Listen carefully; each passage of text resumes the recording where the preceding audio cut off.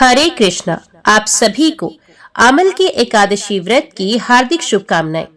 आमल की एकादशी को ही रंग भरी एकादशी के नाम से जाना जाता है, क्योंकि ये होली से कुछ दिन पहले आती है।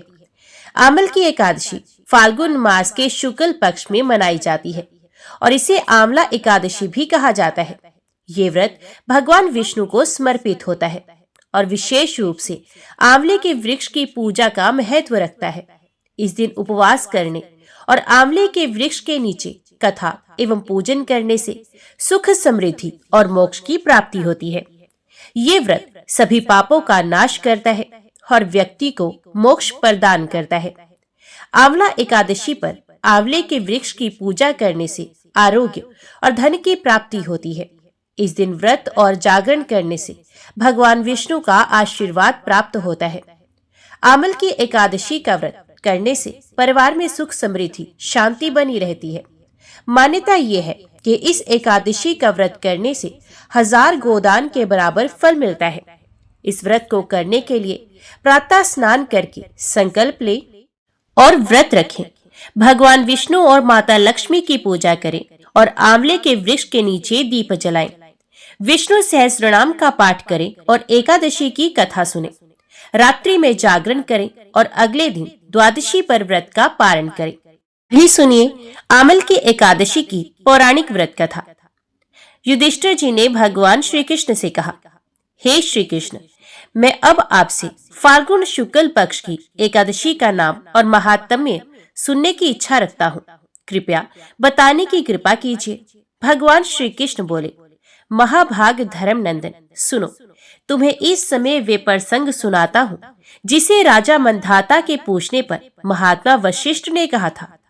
फाल्गुन शुक्ल पक्ष की एकादशी का नाम आमल की है। इसका पवित्र व्रत विष्णु लोक की प्राप्ति कराने वाला है। मंधाता ने पूछा, द्विजश्रेष्ठ, ये आमल की कब उत्पन्न हुई, मुझे बताइए। वशिष्ठ जी ने कहा, महाभाग सुनो, पृथ्वी पर आमल की उत्पत्ति किस प्रकार हुई ये बताता हूँ। आमल की एक महान वृक्ष है जो सब पापों का नाश करता है। भगवान विष्णु के थूकने पर उनके मुख से चंद्रमा के समान कांतिमान एक बिंदु प्रकट हुआ। वे बिंदु पृथ्वी पर गिरा। उसी से आमल की, जिसे आंवला भी कहा जाता है, एक महान वृक्ष उत्पन्न हुआ। ये सभी वृक्षों का आदि भूत कहलाता है। इसी समय समस्त प्रजा की सृष्टि करने के लिए भगवान ने ब्रह्मा जी को उत्पन्न किया। उन्हीं से इन प्रजाओं की सृष्टि हुई। देवता, दानव, गंधर्व, यक्ष, राक्षस, नाग तथा निर्मल अंत करने वाले महर्षियों को ब्रह्मा जी ने जन्म दिया। उनमें से देवता और ऋषि उस स्थान पर आए जहाँ विष्णु प्रिया आमलकी का वृक्ष था। महाभाग, उसे देखकर देवताओं को बड़ा विस्मय हुआ। वे एक दूसरे पर दृष्टिपात करते हुए उत्कंठा पूर्वक उस वृक्ष की ओर देखने लगे और खड़े खड़े ही सोचने लगे कि पलक्ष आदि वृक्ष तो पूर्व काल की ही भांति हैं, जो सब के सब हमारे परिचित हैं, किंतु इस वृक्ष को हम नहीं जानते। उन्हें इस प्रकार चिंता करते देख आकाशवाणी हुई, महर्षियों, ये सर्वश्रेष्ठ आमलकी का वृक्ष है जो भगवान विष्णु को प्रिय है। इसके स्मरण मात्र से गोदान का फल मिलता है। स्पर्श करने से इससे 2 गुना और फल भक्षण करने से 3 गुना पुण्य प्राप्त होता है। इसलिए सदा प्रयत्न पूर्वक आमलकी का सेवन करना चाहिए। ये सब पापों को हरने वाला वैष्णव वृक्ष बताया गया है। इसके मूल में विष्णु, उसके ऊपर ब्रह्मा, सकंद में परमेश्वर भगवान रुद्र, शाखाओं में मुनि, टहनियों में देवता, पत्तों में वसु, फूलों में मृदगण तथा फलों में समस्त प्रजापति वास करते हैं। आमल की सर्वदेवमयी बताई गई, अतः विष्णु भक्त पुरुषों के लिए ये परम पूज्य है। ऋषि बोले, अव्यक्त स्वरूप से बोलने वाले महापुरुष, हम लोग आपको क्या समझे? आप कौन हैं? देवता हैं या कोई और? हमें ठीक ठीक बताइए। आकाशवाणी ने बोला, जो संपूर्ण भूतों के कर्ता और समस्त भुवनों के सृष्टा है, जिन्हें विद्वान पुरुष भी कठिनता से देख पाते हैं, वही सनातन विष्णु मैं हूँ। देवादिदेव भगवान विष्णु का कथन सुनकर उन ब्रह्म कुमार महर्षियों के नेत्र आश्चर्य से चकित हो गए। उन्हें बड़ा विस्मय हुआ। वे आदि अंत रहित भगवान की स्तुति करने लगे। ऋषि बोले, संपूर्ण भूतों के आत्मभूत आत्मा एवं परमात्मा को नमस्कार है। अपनी महिमा से कभी च्युत ना होने वाले अच्युत को नित्य प्रणाम है। अंतरहित परमेश्वर को बारंबार प्रणाम है। दामोदर, कवि और यज्ञेश्वर को नमस्कार है। मायापते, आपको प्रणाम है। आप विश्व के स्वामी हैं, आपको नमस्कार है। ऋषियों की इस प्रकार स्तुति करने पर भगवान श्री हरि संतुष्ट हुए और बोले, महर्षियों, तुम्हें कौन सा अभिष्ट वरदान दूं? तो ऋषि बोले, भगवान, यदि आप संतुष्ट हैं तो हम लोगों के हित के लिए कोई ऐसा व्रत बताइए जो स्वर्ग और मोक्ष रूपी फल प्रदान करने वाला हो। भगवान श्री विष्णु ने कहा, महर्षियों, फाल्गुन मास के शुक्ल पक्ष में यदि पुष्य नक्षत्र से युक्त द्वादशी तिथि हो तो वे महान पुण्य देने वाली और बड़े बड़े पातकों का नाश करने वाली होती है। द्विजवरों, उसमें जो विशेष कर्तव्य है उसको सुनो। आमल की एकादशी में आंवले के वृक्ष के पास जाकर वहां रात्रि में जागरण करना चाहिए। इससे मनुष्य सब पापों से छूट जाता है और सहस्त्र गोदानों का फल प्राप्त करता है। विप्रगण, यह व्रतों में उत्तम व्रत है जिसे मैंने तुम लोगों को बताया है। ऋषि बोले, भगवान, इस व्रत की विधि बताइए, ये कैसे पूर्ण होता है? इसके देवता, नमस्कार और मंत्र कौन से बताए गए हैं? उस समय स्नान और दान कैसे किया जाता है? पूजन की कौन सी विधि है तथा उसके लिए मंत्र क्या है? इन सब बातों का यथार्थ रूप से वर्णन कीजिए। भगवान श्री विष्णु ने कहा, द्विजवरों, इस व्रत की जो उत्तम विधि है उसको श्रवण करो। एकादशी को प्रातःकाल दंत धावन करके ये संकल्प करे कि हे पुंडरीकाक्ष, हे अच्युत, हे स्वामी, मैं एकादशी को निराहार रहकर दूसरे दिन भोजन करूंगा। आप मुझे शरण में रखें। ऐसा नियम लेने के बाद पतित, चोर, पाखंडी, दुराचारी, मर्यादा भंग करने वाले तथा गुरु पत्नी गामी मनुष्यों से वार्तालाप ना करें। अपने मन को वश में रखते हुए नदी में, पोखरे में, कुएं पर अथवा घर में ही स्नान करें। स्नान के लिए पहले शरीर में मिट्टी लगाएं और कहें, हे वसुंधरे, तुम्हारे ऊपर अश्व और रथ चला करते हैं तथा वामन अवतार के समय भगवान विष्णु ने भी तुम्हें अपने पैरों से नापा था। हे मृत्तिके, मैंने करोड़ों जन्मों में जो पाप किए हैं, मेरे उन सब पापों को आप हर लो। इसके बाद स्नान मंत्र करें और बोले, जल की अधिष्ठात्री देवी, हे माता, तुम संपूर्ण भूतों के लिए जीवन हो, वही जीवन जो स्वेदेश और उद्भिद जाति के जीवों का भी रक्षक है। तुम रसों की स्वामिनी हो, तुम्हें नमस्कार है। आज मैं संपूर्ण तीर्थों, कुंडों, झरनों, नदियों और देव संबंधी सरोवरों में स्नान कर चुका। मेरा ये स्नान उक्त सभी स्नानों का फल देने वाला हो। विद्वान पुरुष को चाहिए कि वे परशुराम जी की सोने की प्रतिमा बनाए। प्रतिमा अपनी शक्ति और धन के अनुसार 1 या आधे मासे स्वर्ण की होनी चाहिए। स्नान के पश्चात घर आकर पूजा और हवन करें। इसके बाद सब प्रकार की सामग्री लेकर आंवले के वृक्ष के पास जाए। वह वृक्ष के चारों ओर की जमीन झाड़ बुहार कर, लीप पोत कर शुद्ध करे। शुद्ध की हुई भूमि में मंत्र पाठ पूर्वक जल से भरे हुए नवीन कलश की स्थापना करें। कलश में पंचरत्न और दिव्य गंध आदि छोड़ दे। श्वेत चंदन से युक्त उसको चर्चित करे। कंठ में फूल की माला पहनाए। सब प्रकार के धूप की सुगंध फैलाए। जलते हुए दीपकों की श्रेणी सजा कर रखे। तात्पर्य ये है कि सब ओर से सुंदर एवं मनोहर दृश्य उपस्थित करे। पूजा के लिए नवीन छाता, जूता और वस्त्र भी मंगा कर रखे। कलश के ऊपर एक पात्र रखकर उसे दिव्य खीलों से भर दे। फिर उसके ऊपर स्वर्ण में परशुराम जी की स्थापना करें। विश्वकाय नमः कहकर उनके चरणों की, विश्व रूपिणे नमः से दोनों घुटनों की, उग्राय नमः से जांघों की, दामोदराय नमः से कट भाग की, पद्मनाभाय नमः से उदर की, श्रीवत्स धारणे नमः से वक्ष स्थल की, चक्रणे नमः से बाईं बाह की, गदिने नमः से दाहिने बाह की, वैकुंठाय नमः से कंठ की, यज्ञ मुख्याय नमः से मुख की, विशोक निधेय नमः से नासिका की, वासुदेवाय नमः से नेत्रों की, वामनाय नमः से ललाट की, सर्वात्मने नमः से संपूर्ण अंगों तथा मस्तक की पूजा करें। यही पूजा के मंत्र है। तदंतर भक्ति युक्त चित्त से शुद्ध फल के द्वारा देवादिदेव परशुराम जी को अर्घ्य प्रदान करे। और अर्घ्य का मंत्र इस प्रकार है। हे देव देवेश्वर जमदग्नि नंदन श्री विष्णु स्वरूप परशुराम जी, आपको नमस्कार है, आपको नमस्कार है। आंवले के फल के साथ दिया हुआ मेरा ये अर्घ्य स्वीकार कीजिए, ग्रहण कीजिए प्रभु। तदंतर भक्ति युक्त चित्त से जागरण करें। नृत्य, संगीत, वाद्य, धार्मिक उपाख्यान तथा श्री विष्णु संबंधिनी कथा, वार्ता आदि के द्वारा वे रात्रि व्यतीत करें। उसके बाद भगवान विष्णु के नाम ले लेकर आमल की वृक्ष की परिक्रमा 108 या 28 बार करें। फिर सवेरा होने पर श्री हरि की आरती करें। ब्राह्मण की पूजा करके वहां की सब सामग्री उसे निवेदन कर दे। परशुराम जी का कलश, 2 वस्त्र, जूता आदि सभी वस्तुएं दान कर दे और ये भावना करे कि परशुराम जी के स्वरूप में भगवान विष्णु मुझ पर प्रसन्न हो। तत्पश्चात आमलकी का स्पर्श करके उसकी प्रदक्षिणा करे और स्नान करने के बाद विधि पूर्वक ब्राह्मणों को भोजन कराए। तदंतर कुटुंबियों के साथ बैठकर स्वयं भी भोजन करे। ऐसा करने से जो पुण्य होता है ये सब बताता हूँ, सुनो। संपूर्ण तीर्थों के सेवन से जो पुण्य प्राप्त होता है तथा सब प्रकार के दान देने से जो फल मिलता है, वे सब उपर्युक्त विधि के पालन से सुलभ हो जाता है।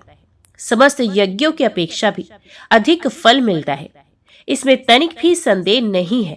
ये व्रत सब व्रतों में उत्तम है, जिसका मैंने तुमसे पूरा पूरा वर्णन किया है। वशिष्ठ जी कहते हैं, महाराज, इतना कहकर देवेश्वर भगवान विष्णु वहीं अंतर्ध्यान हो गए।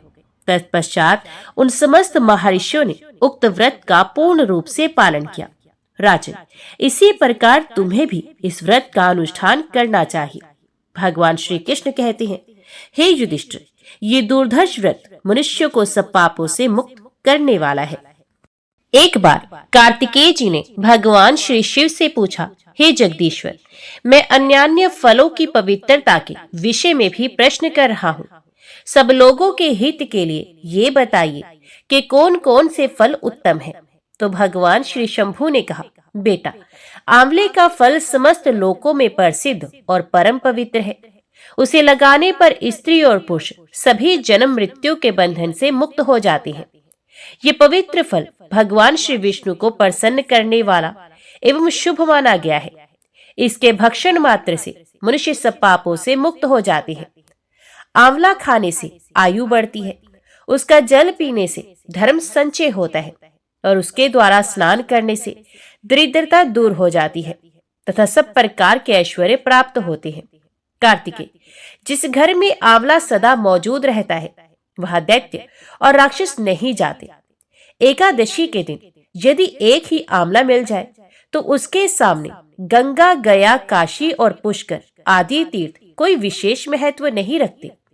जो दोनों पक्षों की एकादशी को आंवले से स्नान करता है उसके सब पाप नष्ट हो जाते हैं और वह श्री विष्णु लोक में सम्मानित होता है। षडानन, जो आंवले के रस से सदा अपने केश साफ करता है वे पुण्य माता के स्तन का दूध नहीं पीता। आंवले का दर्शन, स्पर्श तथा उसके नाम का उच्चारण करने से संतुष्ट होकर वरदायक भगवान श्री विष्णु अनुकूल हो जाते हैं।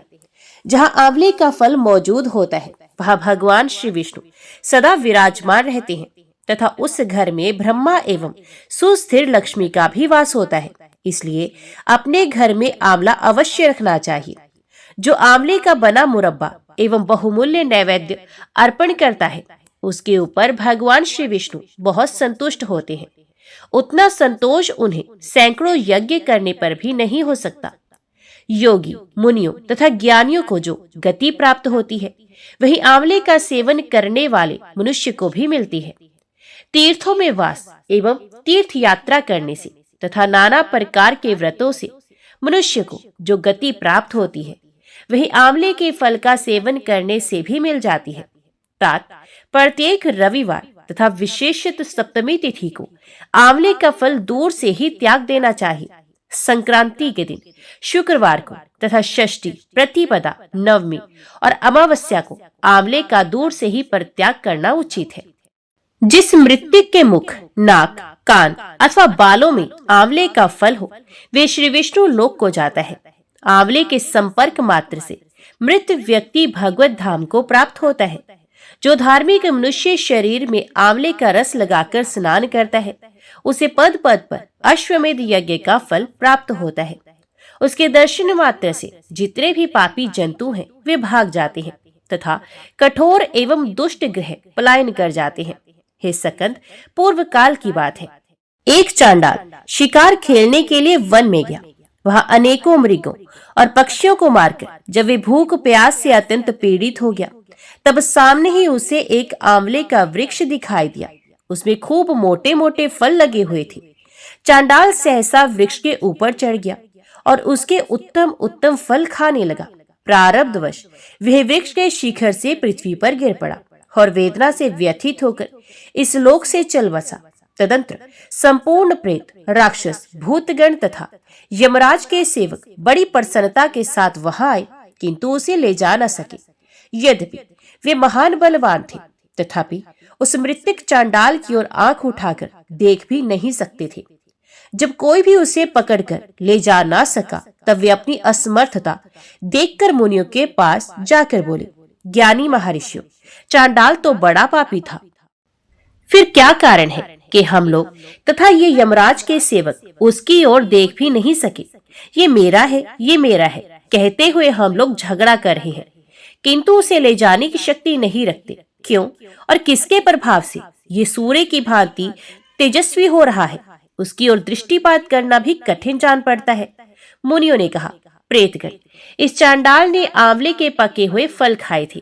उसकी डाल टूट जाने से उसके संपर्क में ही इसकी मृत्यु हुई है।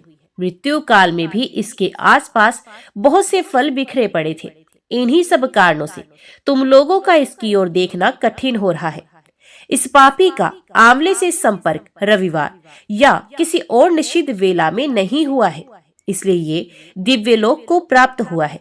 प्रेत बोले, मुनीश्वरों, आप लोगों का ज्ञान उत्तम है, इसलिए हम आपसे एक प्रश्न पूछते हैं।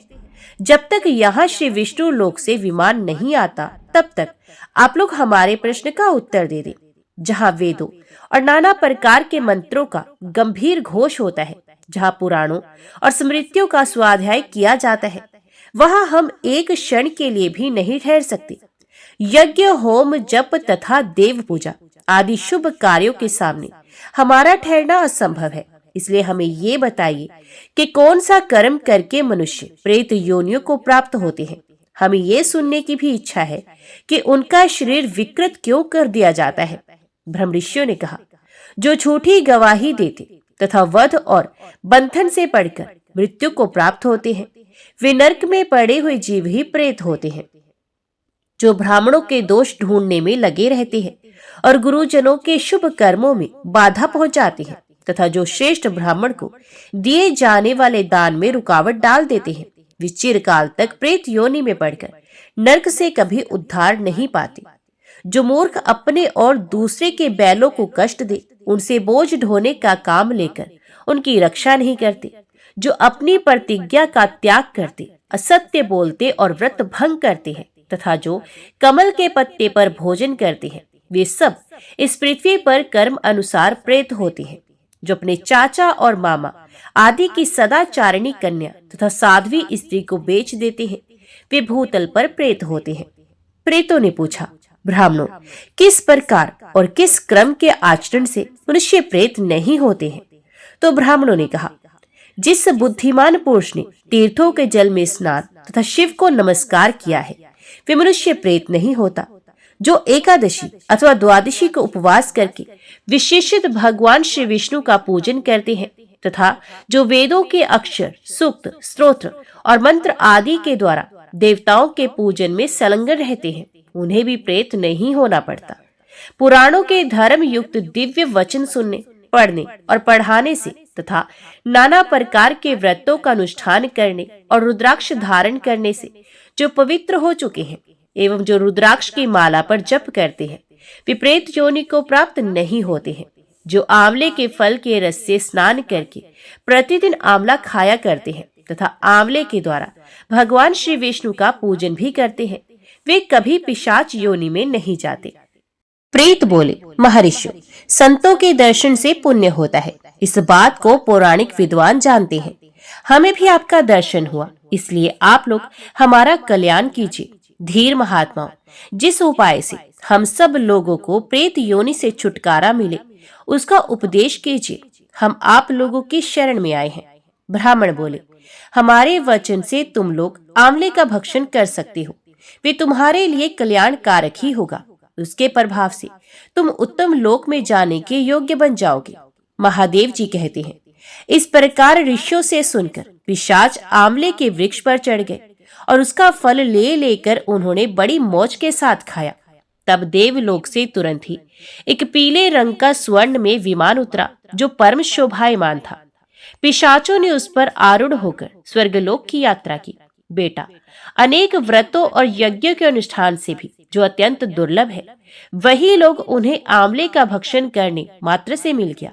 कार्तिकेय जी ने पूछा, पिताजी, जब आंवले के फल का भक्षण करने मात्र से प्रेत पुण्यात्मा होकर स्वर्ग को चले गए, तब मनुष्य आदि जितने प्राणी हैं, वे भी आंवला खाने से क्यों नहीं तुरंत स्वर्ग में चले जाते? महादेव जी ने कहा, बेटा, स्वर्ग की प्राप्ति तो उन्हें भी होती है, किंतु तुरंत ऐसा ना होने में एक कारण है, उनका ज्ञान लुप्त रहता है। वे अपने हित और अहित की बात नहीं जानते, इसलिए आंवले के महत्व में उनकी श्रद्धा नहीं होती।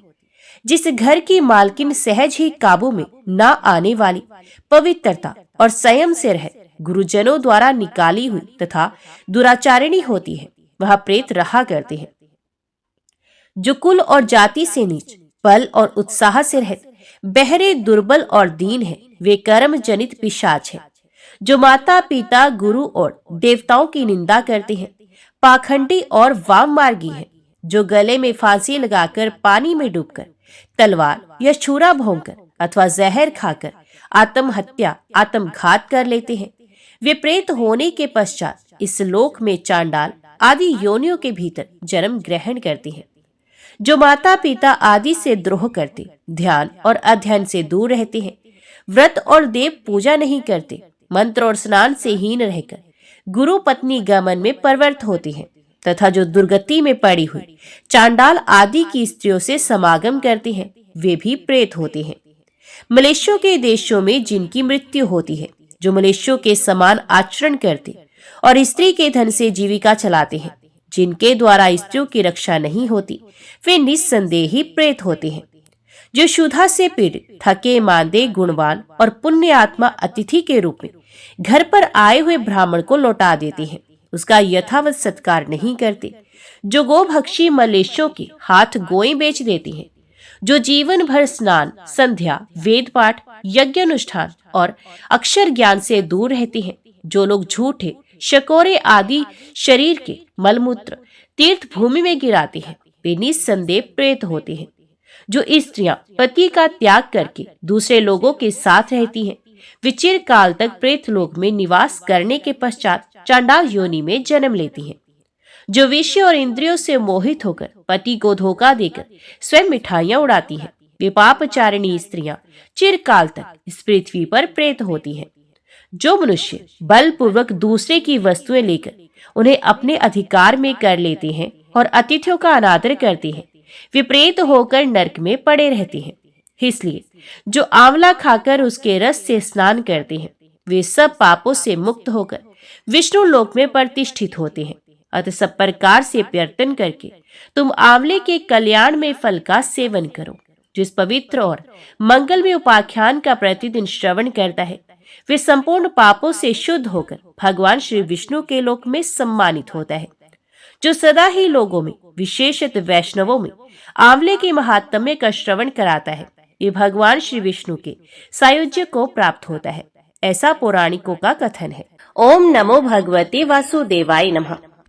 आइए अब बड़े प्रेम से एकादशी माता और तुलसी माता की कथा को भी सुनते हैं। इन कथाओं को सुनने से ही एकादशी का व्रत पूर्ण माना जाता है। एक बूढ़ी माँ ने एक बार एकादशी माता का व्रत रखा, बड़ा ही भक्ति भाव से पूजा अर्चना की। उन्हें वृद्ध अवस्था में क्या बाधा थी, वे तो अपने पुत्र पौत्रों की सुख सुविधा के लिए व्रत रखने लगी थी। वे दिन भर तो जरा कठोर मन करके अपनी प्यास को रोके रही।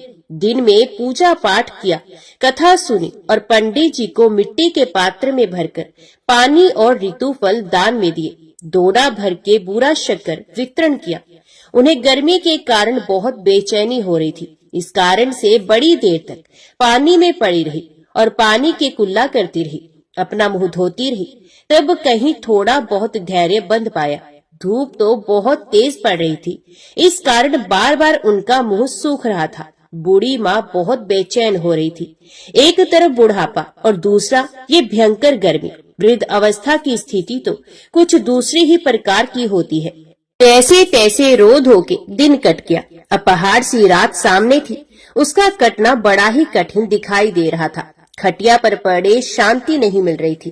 वे बार बार करवट बदल रही थी। अनेक बार वे बाहर जाती और भीतर आती। उन्हें घर के अंदर शांति नहीं थी। वे पड़ी पड़ी एकादशी माता का स्मरण करती रही। वे कहती रही कि हे माता जी, आप मेरी लाज रखिएगा, आप ही मुझे शक्ति दीजिएगा, जिससे मैं भली भांति आपका व्रत पूरा कर सकूं और ये पहाड़ सी रात शांति पूर्वक व्यतीत हो सके। प्यास के कारण बूढ़ी माँ की बेचैनी तो बढ़ ही रही थी। उन्होंने धैर्य रखने का बहुत प्रयास किया, किंतु सहनशीलता की सीमा टूट गई और वे घबराकर एकदम चिल्ला पड़ी और बोली कि बचाओ बचाओ। अम्मा का चिल्लाना सुनकर परिवार भर के नर नारी, बच्चे और पड़ोसी एकत्रित होकर बूढ़ी अम्मा की खटिया के समीप पहुंच गए। सबने पूछा कि अम्मा जी, आपको क्या हुआ? आप क्यों चिल्ला रही हो? आप इस वृद्ध अवस्था में ये कठिन व्रत क्यों कर रही हैं? अम्मा जी की शक्ति से ही भक्ति होती है। थोड़ी ही देर में वे फिर से बोली, अरे हमारे तो प्राण ही निकले जा रहे हैं। मेरी छाती पर ठंडे पानी का घड़ा रख दीजिए। नातिया ने दादी की छाती पर ठंडे पानी का पात्र रख दिया। तब कहीं उन्हें थोड़ा बहुत आराम मिला और थोड़ी देर के लिए उन्होंने अपनी आंखें बंद कर ली। एकादशी माता ने सोचा कि ये बूढ़ी अम्मा है तो बहुत कठोर, जरा जाकर उसकी परीक्षा लेनी चाहिए। वे आधी रात को मुर्गा बनकर टेर लगाने लगी। मुर्गे की आवाज सुनकर दादी झट से उठी और बाहर जाकर आसमान की ओर देखा, किंतु आसमान में कहीं उन्हें प्रातःकालीन तारा दिखाई नहीं दिया। तो वे सोचने लगी कि ये मुर्गा क्यों और कैसे बोल रहा है। उन्हें प्यास तो लगी रही थी। थोड़ा बहुत उनका मन भी विचलित होने लगा, किंतु अंत में उन्होंने दृढ़ निश्चय किया कि मैं अब व्रत को पूर्ण करके ही छोड़ूंगी, चाहे भले ही मेरे प्राण क्यों न निकल जाए। ये सोचकर फिर वे खटिया पर शिथिल होकर लेट गई। थोड़ी ही देर में एकादशी माता ने उनकी फिर से परीक्षा लेनी चाहिए। ये एक छोटी सी बालिका के रूप में एक गिलास में शरबत लेकर उनके सिरहाने खड़ी हो गई और जोर से बोली, दादी जी, सवेरा हो गया है, अब हाथ मुंह धोकर शरबत पी लीजिए। पहले तो शरबत का गिलास देकर उनका मन ललचा गया, किंतु अचानक व्रत का स्मरण हो आया और उन्होंने सोचा कि मैं किसी भी प्रकार से अभी शरबत नहीं पी सकती, और वे शांति पूर्वक अपनी खटिया पर लेट गए। फिर थोड़ी ही देर में उन्हें ऐसा लगा जैसे कि किसी ने उन्हें पानी के कुएं में पटक दिया हो। ये बड़ी देर तक उस कुएं में हाथ पांव चलाती रही, किंतु उन्होंने अपने मुंह में पानी की एक बूंद भी नहीं जाने दी और वे दृढ़ता पूर्वक अपना व्रत पालन करती रही। थोड़ी ही देर में ना जाने कहां से सामने आग जलने लगी, जिससे भारी गर्मी बढ़ने लगी। प्यास के कारण प्राण निकलने लगे, किंतु बूढ़ी अम्मा का कुछ भी नहीं बिगाड़ पाया। वे जहां की तहां मुस्कुराती हुई सी बैठी रही और थोड़ी ही देर में बाहर प्रकाश दिखाई देने लगा।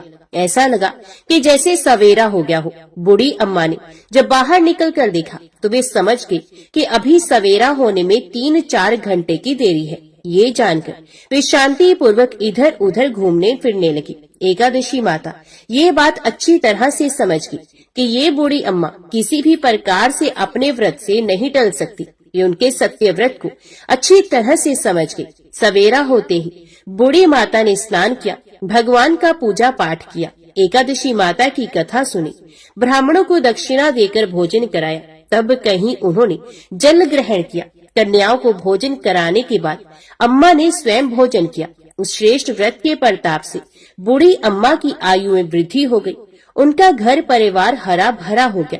घर में अब उनके कोई अभाव नहीं रहा था। ये हर तरह के सुख साधनों से संपन्न हो गई। नाती नातिन से उनका घर भर गया। और वे उसी दिन से 12 महीने की एकादशी का व्रत करने लगी। एकादशी माता के व्रत के प्रताप से इस संसार में हर प्रकार के सुख भोगकर अंत में वैकुंठ धाम को चली गई। जैसे एकादशी माता ने बूढ़ी माता और उनके परिवार को हरा भरा किया, ऐसे ही एकादशी माता हम सभी की मनोकामनाओं को पूर्ण करे। तो बोलिए श्री लक्ष्मी नारायण भगवान की जय। एकादशी भगवान विष्णु की साक्षात शक्ति है, जिस शक्ति ने उस असुर का वध किया है जिससे भगवान भी जीत पाने में असमर्थ थे। उस शक्ति के आगे मनुष्य के पाप रूपी असुर भला कैसे टिक सकता है। जिस शक्ति ने देवताओं के कष्ट को हरकर उन्हें सुख दिया, वे प्राणी मात्र को क्या नहीं दे सकती। सुख, शांति, समृद्धि और मोक्ष समस्त सुख सहज ही प्राप्त हो जाते हैं। 11 माता की भक्ति में इतनी शक्ति है कि जिसके प्रभाव से मनुष्य को सहज ही सभी प्रकार के सुख प्राप्त हो जाते हैं और अंत समय में मोक्ष की भी प्राप्ति होती है। एकादशी माता की कथा के अनुसार प्राचीन समय की बात है। सतयुग में मुर नामक दानव रहता था। वे बड़ा ही अद्भुत, अत्यंत रौद्र तथा संपूर्ण देवताओं के लिए भयंकर था। उस काल रूपधारी दुरात्मा महाअसुर ने इंद्र को भी जीत लिया था। संपूर्ण देवता उससे परास्त होकर स्वर्ग से निकाले जा चुके थे और शंकित तथा भयभीत होकर पृथ्वी पर विचरा करते थे। एक दिन सब देवता महादेव जी के पास गए। वहां इंद्र ने भगवान शिव के आगे सारा हाल कह सुनाया। इंद्र बोले, महेश्वर, ये देवता स्वर्गलोक से भ्रष्ट होकर पृथ्वी पर विचर रहे हैं। मनुष्यों में रहकर इनकी शोभा नहीं होती। देव, कोई उपाय बताइए। देवता किसका सहारा ले? महादेव जी ने कहा, देवराज, जहाँ सबको शरण देने वाले, सबकी रक्षा में तत्पर रहने वाले जगत के स्वामी भगवान गरुड़ ध्वज विराजमान है, वहाँ जाओ। वे तुम लोगों की रक्षा करेंगे। भगवान श्री कृष्ण कहते हैं, युधिष्ठिर, महादेव जी की बात सुनकर परम बुद्धिमान देवराज इंद्र संपूर्ण देवताओं के साथ वहां गए। भगवान गदाधर क्षीर सागर के जल में सो रहे थे। उनका दर्शन करके इंद्र ने हाथ जोड़कर स्तुति आरंभ की। इंद्र बोले, देव देवेश्वर, आपको नमस्कार है। देवता और दानव दोनों ही आपकी वंदना करते हैं। पुंडरीकाक्ष, आप दैत्यों के शत्रु हैं। मधुसूदन, हम लोगों की रक्षा कीजिए। जगन्नाथ, संपूर्ण देवता मुर नामक दानव से भयभीत होकर आपकी शरण में आए हैं। भक्तवत्सल, हमें बचाइए। देव देवेश्वर, हमें बचाइए। जनार्दन, हमारी रक्षा कीजिए, रक्षा कीजिए। दानवों का विनाश करने वाले कमल नयन, हमारी रक्षा कीजिए। प्रभु, हम सब लोग आपके समीप आए हैं, आपकी ही शरण में आ पड़े हैं। भगवान, शरण में आए हुए देवताओं की सहायता कीजिए। देव, आप ही पति, आप ही मति, आप ही कर्ता और आप ही कारण है। आप ही सब लोगों की माता और आप ही इस जगत के पिता है। भगवान, देव देवेश्वर, शरणागत वत्सल, देवता भयभीत होकर आपकी शरण में आए हैं। प्रभु, अत्यंत उग्र स्वभाव वाले महाबली मुर नामक दैत्य ने संपूर्ण देवताओं को जीतकर इन्हें स्वर्ग से निकाल दिया है। इंद्र की बात सुनकर भगवान विष्णु बोले, देवराज, वे दानव कैसा है, उसका रूप और बल कैसा है तथा उस दुष्ट के रहने का स्थान कहाँ है? इंद्र बोले, देवेश्वर, पूर्व काल में ब्रह्मा जी के वंश में तालजंग नामक एक महान असुर उत्पन्न हुआ था, जो अत्यंत भयंकर था। उसका पुत्र मुर दानव के नाम से विख्यात हुआ। वे भी अत्यंत उत्कट, महाप्रकर्मी और देवताओं के लिए भयंकर है। चंद्रावती नाम से प्रसिद्ध एक नगरी है, उसी में स्थान बनाकर वे निवास करता है। उस दैत्य ने समस्त देवताओं को परास्त करके स्वर्गलोक से बाहर कर दिया है। उसने एक दूसरे ही इंद्र को स्वर्ग के सिंहासन पर बिठाया है। अग्नि, चंद्रमा, सूर्य, वायु तथा वरुण भी उसने दूसरे ही बनाए हैं। जनार्दन, मैं सच्ची बात बता रहा हूँ, उसने सब कोई दूसरे ही कर लिए हैं। देवताओं को तो उसने प्रत्येक स्थान से वंचित कर दिया है। इंद्र का कथन सुनकर भगवान जनार्दन को बड़ा क्रोध हुआ। वे देवताओं को साथ लेकर चंद्रावती पुरी में गए। देवताओं ने देखा दैत्यराज बारंबार गर्जना कर रहा है। उससे परास्त होकर संपूर्ण देवता 10 दिशाओं में भाग गए। अब वे दानव भगवान विष्णु को देखकर बोला, खड़ा रहे, खड़ा रहे।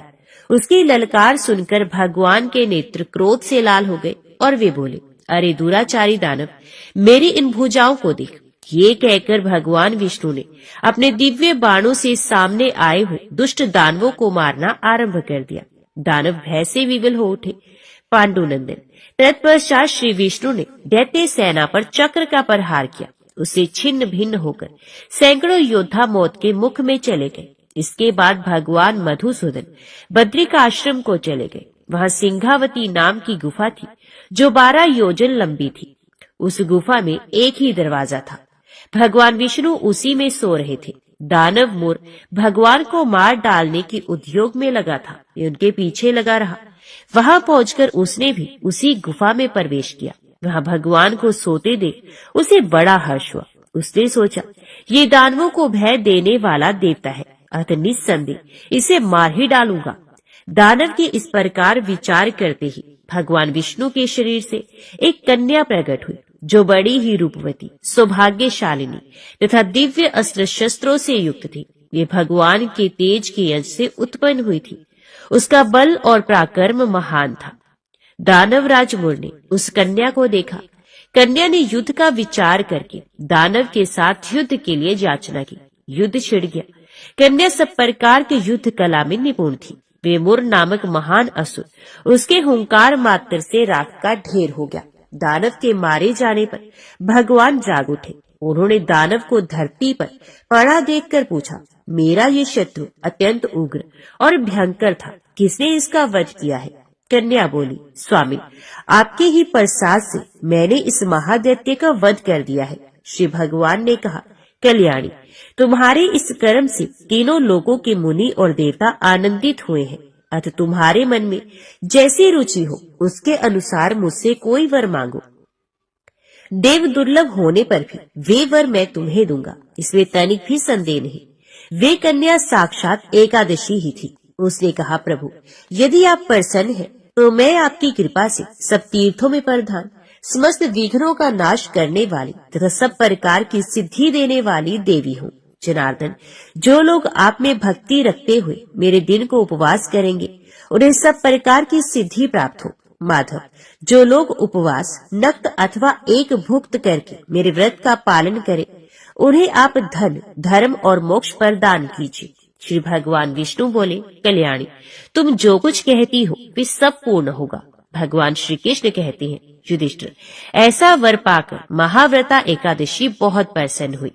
दोनों पक्षों की एकादशी समान रूप से कल्याण करने वाली है। इसमें शुक्ल और कृष्ण का भेद नहीं करना चाहिए।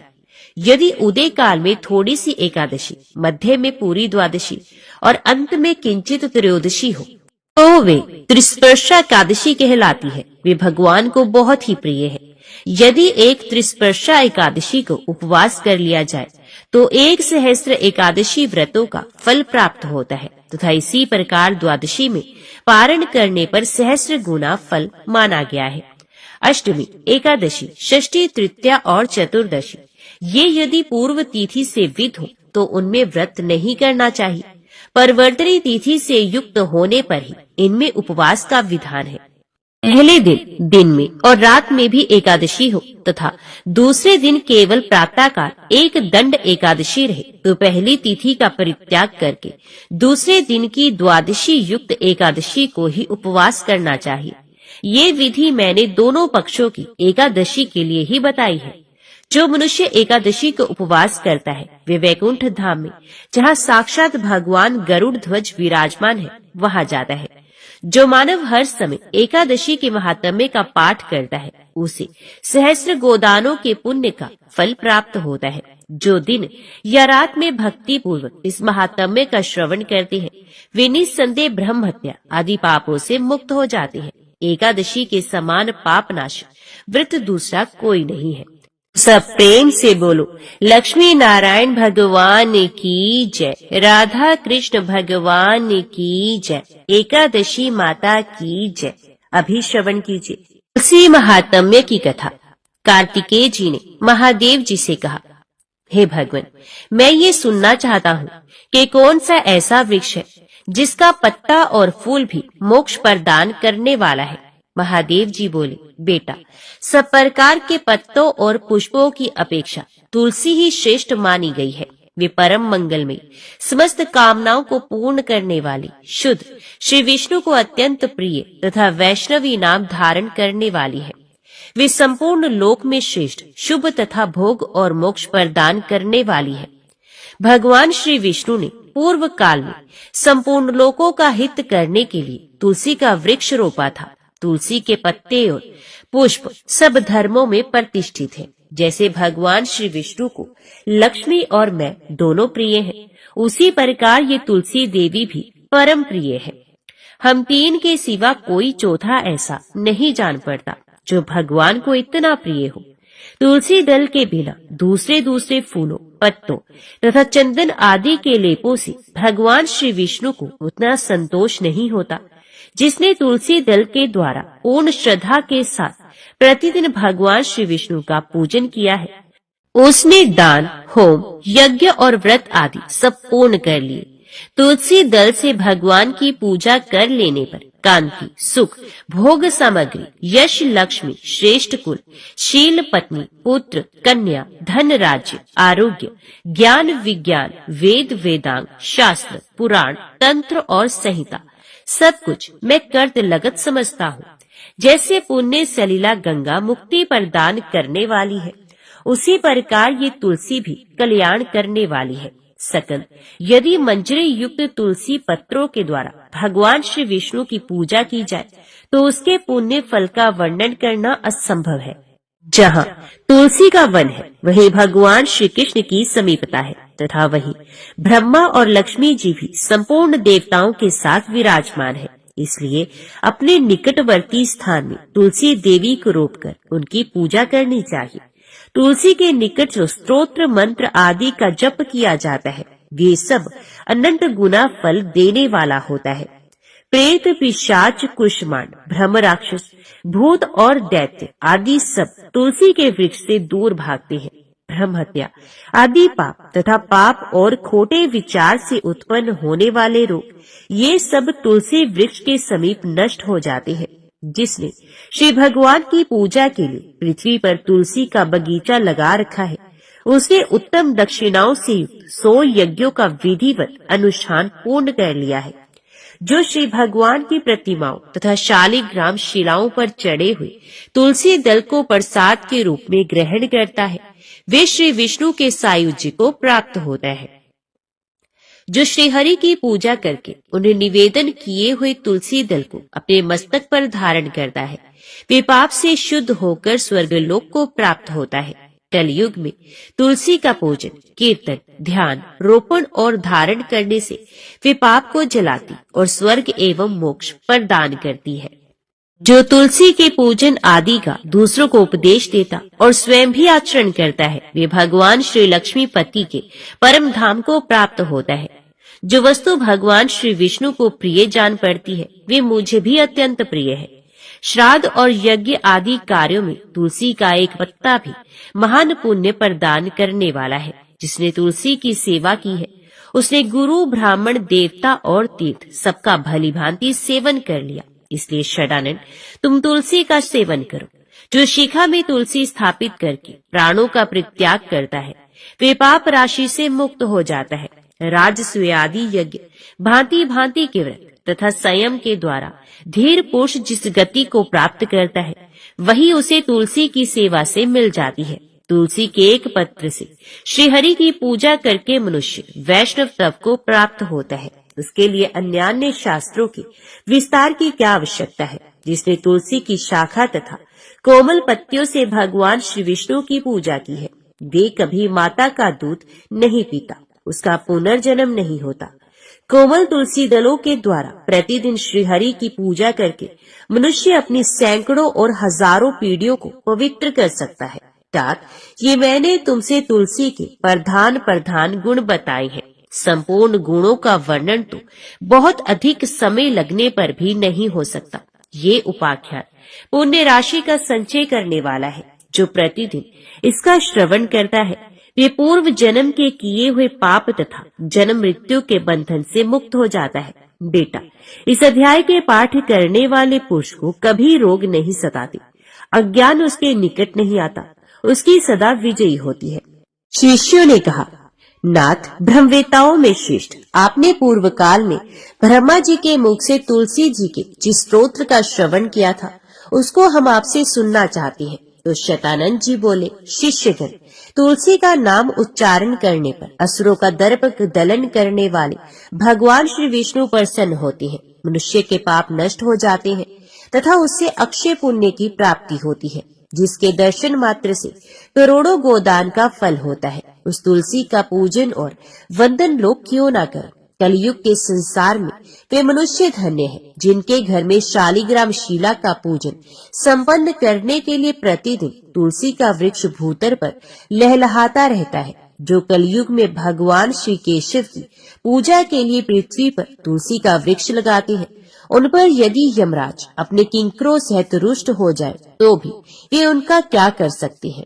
हे तुलसी, तुम अमृत से उत्पन्न हो और केशव को सदा ही प्रिय हो। हे कल्याणी, मैं भगवान की पूजा के लिए तुम्हारे पत्तों को चुनता हूँ। तुम मेरे लिए वरदायिनी बनो। तुम्हारे श्रीअंगों से उत्पन्न होने वाले पत्रों और मंजरियों द्वारा मैं सदा ही जिस प्रकार श्री हरि का पूजन कर सकूं वैसा उपाय करो। पवित्रांगी तुलसी, तुम कली मल का नाश करने वाली हो। इस भाव के मंत्रों से जो तुलसी दलों को चुनकर उनसे भगवान वासुदेव का पूजन करता है, उसकी पूजा का करोड़ों गुना फल होता है। देवेश्वरी, बड़े बड़े देवता भी तुम्हारे प्रभाव का गायन करते हैं। मुनि, सिद्ध, गंधर्व, पाताल निवासी, साक्षात नागराज शेष तथा संपूर्ण देवता भी तुम्हारे प्रभाव को नहीं जानते। केवल भगवान श्री विष्णु ही तुम्हारी महिमा को पूर्ण रूप से जानते हैं। जिस समय क्षीर समुन्दर के मंथन का उद्योग प्रारंभ हुआ था, उस समय श्री विष्णु के अनंतांश से तुम्हारा प्रादुर्भाव हुआ था। पूर्व काल में श्री हरि ने तुम्हें अपने मस्तक पर धारण किया था। देवी, उस समय श्री विष्णु के शरीर का संपर्क पाकर तुम परम पवित्र हो गई थी। तुलसी, मैं तुम्हें प्रणाम करता हूँ। तुम्हारे श्री अंग से उत्पन्न पत्रों द्वारा जिस प्रकार श्री हरि की पूजा कर सकूं, ऐसी कृपा करो जिससे मैं निर्विघ्नता पूर्वक परम गति को प्राप्त हूँ। साक्षात श्री कृष्ण ने तुम्हें गोमती तट पर लगाया और बढ़ाया था। वृंदावन में विचरते समय उन्होंने संपूर्ण जगत और गोपियों के हित के लिए तुलसी का सेवन किया। जगत प्रिया तुलसी, पूर्व काल में वशिष्ठ जी के कथन अनुसार श्री रामचंद्र जी ने भी राक्षसों का वध करने के उद्देश्य से सरयू के तट पर तुम्हें लगाया था। तुलसी देवी, मैं तुम्हें प्रणाम करता हूँ। श्री रामचंद्र जी से वियोग हो जाने पर अशोक वाटिका में रहते हुए जनक किशोरी सीता ने तुम्हारा ही ध्यान किया था, जिससे उन्हें पुनः अपने प्रियतम का समागम प्राप्त हुआ। पूर्व काल में हिमालय पर्वत पर भगवान शंकर की प्राप्ति के लिए पार्वती देवी ने तुम्हें लगाया और अपनी अभिष्ट सिद्धि के लिए तुम्हारा सेवन किया था। तुलसी देवी, मैं तुम्हें नमस्कार करता हूँ। संपूर्ण देवांगनाओं और किन्नरों ने भी दुस्वप्न का नाश करने के लिए नंदन वन में तुम्हारा सेवन किया था। देवी, तुम्हें मेरा नमस्कार है। धर्म आरण्य गया में साक्षात पितरों ने तुलसी का सेवन किया था।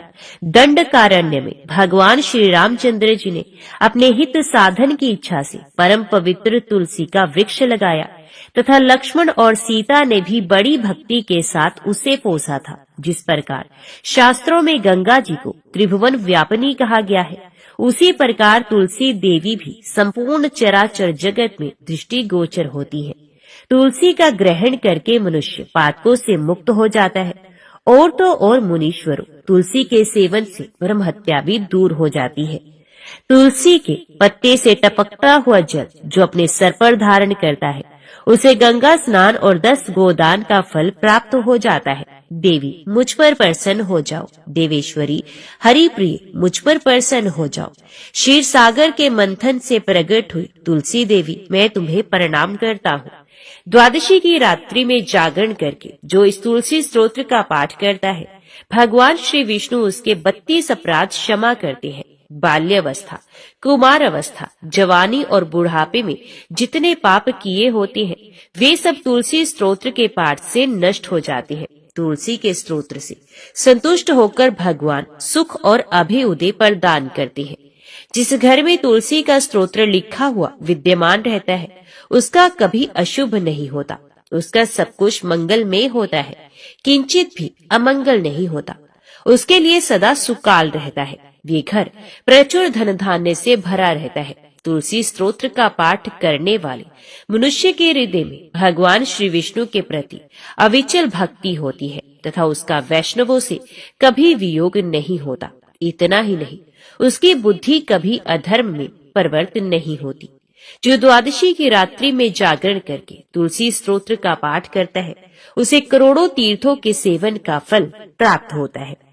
प्रेम से बोलो तुलसी माता की जय, लक्ष्मी नारायण भगवान की जय, राधा कृष्ण भगवान की जय। आइए अब श्रवण करते हैं भगवान विष्णु की आरती। ओम जय जगदीश हरे, स्वामी जय जगदीश हरे। भक्त जनों के संकट, दास जनों के संकट क्षण में दूर करे। ओम जय जगदीश हरे। जो ध्यावे फल पावे, दुख बिन से मन का। स्वामी दुख बिन से मन का। सुख संपत्ति घर आवे, कष्ट मिटे तन का। ओम जय जगदीश हरे। मात पिता तुम मेरे, शरण गहूँ मैं किसकी। स्वामी शरण गहूँ मैं किसकी। तुम बिन और न दूजा, आस करूं किसकी। ओम जय जगदीश हरे। तुम पूर्ण परमात्मा, तुम अंतर्यामी। स्वामी तुम अंतर्यामी। पार ब्रह्म परमेश्वर, तुम सबके स्वामी। ओम जय जगदीश हरे। तुम करुणा के सागर, तुम पालन करता। स्वामी तुम पालन करता। दीन दयालु कृपालु, कृपा करो भरता। ओम जय जगदीश हरे। तुम हो एक अगोचर, सबके प्राणपति। स्वामी सबके प्राणपति। किस विधि मिलूं दया में, तुमको मैं कुमति। ओम जय जगदीश हरे। दीन बंधु दुख हरता, तुम रक्षक मेरे। स्वामी तुम रक्षक मेरे। करुणा हस्त बढ़ाओ, शरण पड़ूं मैं तेरे। ओम जय जगदीश हरे।